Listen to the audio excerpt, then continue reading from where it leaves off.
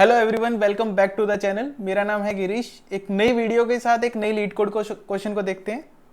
तो सबसे पहले क्वेश्चन में क्या है, greatest common division of strings for two strings S and T we say T divides S if and only if S equals to T plus T and so on, that is T is concatenated with itself one or more times. Given two string 1 and string 2, return the largest string x such that x divides both string 1 and string 2। Correct. तो सबसे पहले question में देखते हैं question में क्या लिख दिया हुआ है। हमें दी हुई है दो स्ट्रिंग्स। लेट्स से स्ट्रिंग 1 है हमारी A B and A B, and let's say string 2 है A B and A B. Correct. अब हमें क्या दिया, हमें ग्रेटेस्ट कॉमन डिवीजर फाइंड करना है इन दोनों स्ट्रिंग्स का। मीन्स एक स्ट्रिंग फाइंड करनी है, लेट्स से रिस्पॉन्स स्ट्रिंग, जिसका लेट्स से हम बोल देते हैं टी, सच डेट कि अगर हम टी प्लस टी करें एनी नंबर ऑफ टाइम्स तो हमें स्ट्रिंग 1 मिल जाए और स्ट्रिंग 2 भी मिल जाएगी। मीन्स ऐसी लॉन्गेस्ट स्ट्रिंग फाइंड करनी है जो इन दोनों को डिवाइड करती हो, राइट। या फिर हम बोले कि ऐसी स्ट्रिंग फाइंड करनी है जिसको खुद से कंकैटिनेट करेंगे तो हमें स्ट्रिंग 1 भी मिल जाएगी और स्ट्रिंग 2 भी मिल जाएगी, जिसको हम बोलते हैं ग्रेटेस्ट कॉमन डिवीजर। अब सबसे पहले इसका लॉजिक सोचने से पहले हमें ग्रेटेस्ट कॉमन डिवीजर क्या होता है ये क्लियर होना चाहिए। तो सबसे पहले बैक इन डेज जब हमने जीसीडी समझा था उसको देखते हैं। लेट्स से कि दो नंबर दिए हुए हैं 8 और 12, इन दोनों का जीसीडी फाइंड करना है। तो इन दोनों का जीसीडी कैसे फाइंड करते थे हम क्या करते थे, सबसे पहले इन दोनों को डिवाइड करते थे, राइट। लेट्स से इसका कुछ रिमाइंडर आया 4। अब इस 4 से हम डिवाइड करते थे पहले वाले क्वेश्चन को, राइट। तो अब क्या आया, लेट्स से रिमाइंडर आया हमारा 0।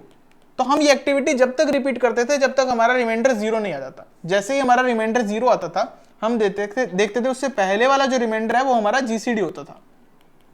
करेक्ट। तो अब इस 8 और 12 के केस में हमारा जीसीडी क्या निकल के आया, 4।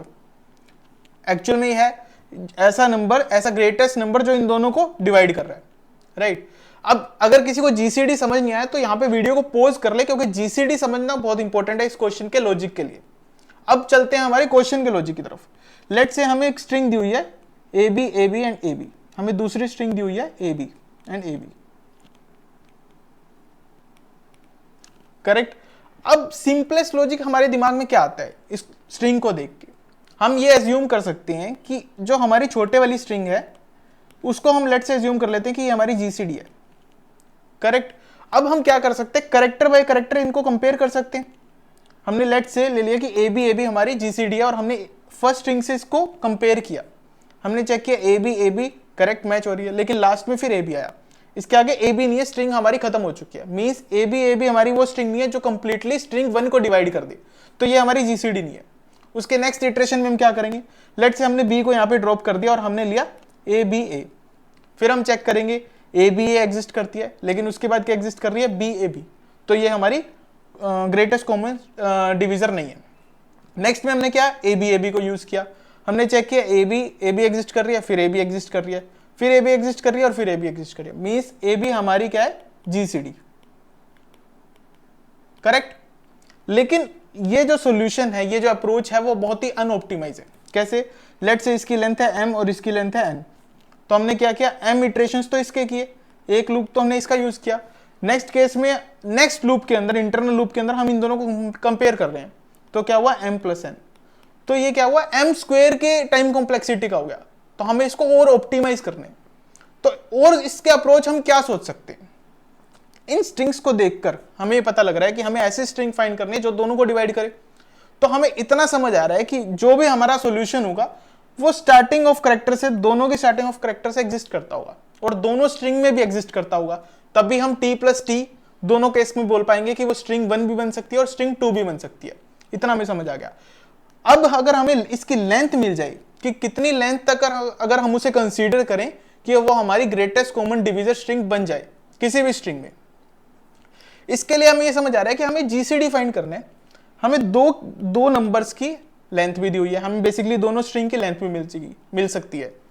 अब अगर इन दोनों लेंथ का हम जीसीडी फाइंड कर लें तो क्या वही लेंथ हमारी नहीं होगी रिजल्टेंट स्ट्रिंग की जो ग्रेटेस्ट कॉमन डिवीजर बनेगी इन दोनों स्ट्रिंग्स का।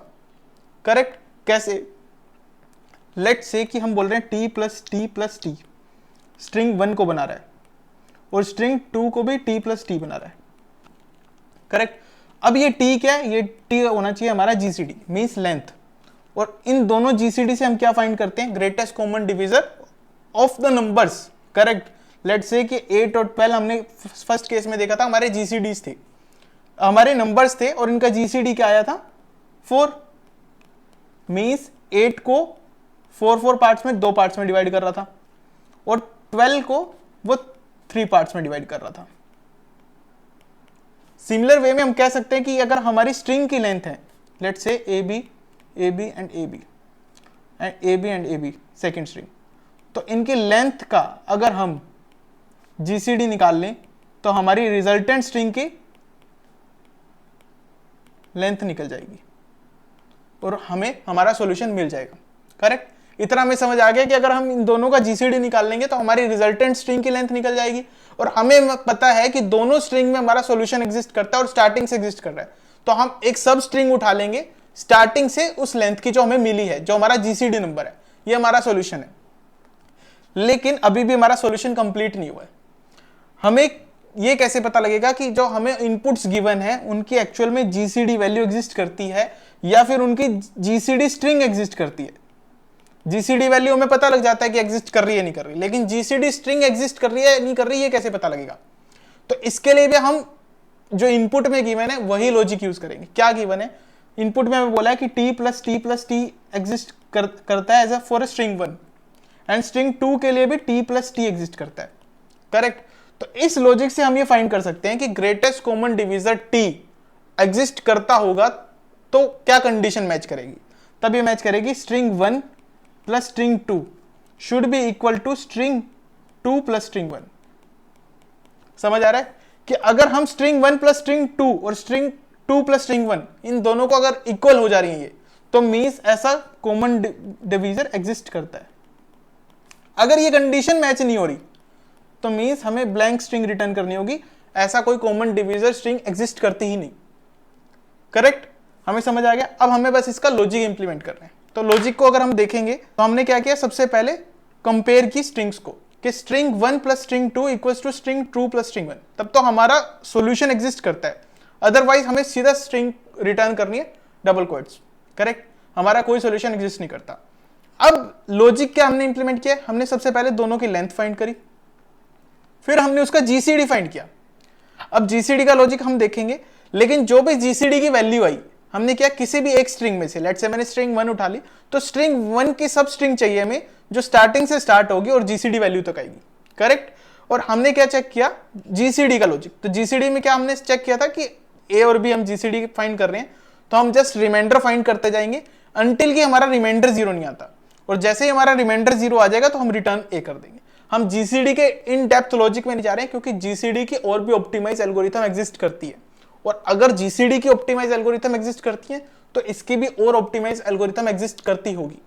करेक्ट, तो अगर किसी को और ऑप्टिमाइज एल्गोरिथम समझनी है तो प्लीज कमेंट, उसके हम एक अलग से वीडियो बनाएंगे जीसीडी पर, जिससे हमारा इसका लॉजिक भी कवर हो जाएगा।